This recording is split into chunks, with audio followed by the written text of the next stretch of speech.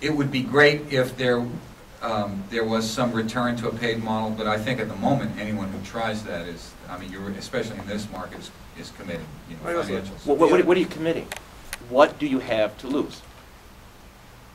I probably make more money on the web than everybody else in this room, and I'm not afraid to roll the dice.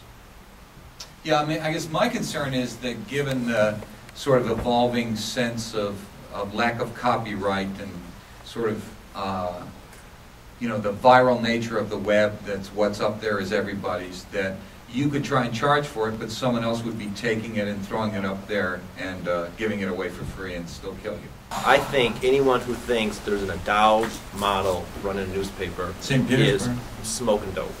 I mean, unless you just want to let a bunch of rich people who will have their own personal ideas about how to run a newspaper and what the newspaper should cover. Like the Dolans? No, not like the Like Dolans. The Dolans run a publicly traded company, and they have not influenced journalism here. One of the advantages of what we have is that we have a content that you don't find easily in other places.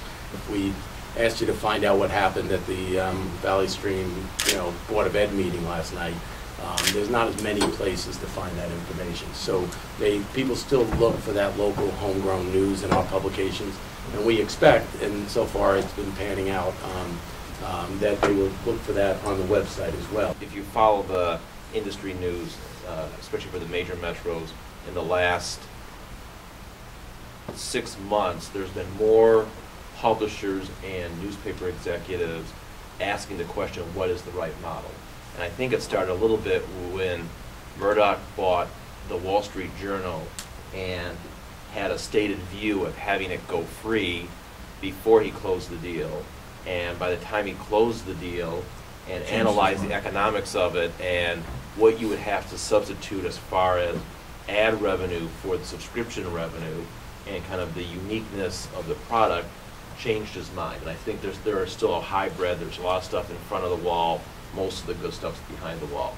That's a long way of saying I think about what is the right model for us, because I know that there is significant demand for the news that we create and produce based on my subscription retentions, my subscription sales, and even to a lesser extent single copy sales. And single copy around the country is going down and will continue to go down.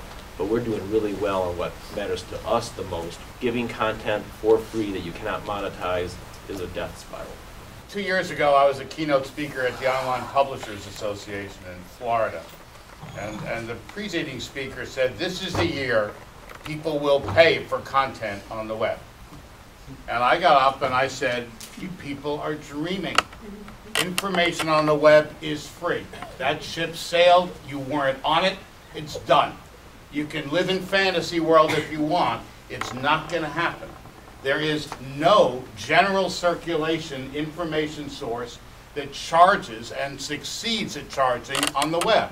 Wall Street Journal only succeeds because businesses pay, not because individuals pay. It's a different model, and it's not applicable to a regular newspaper.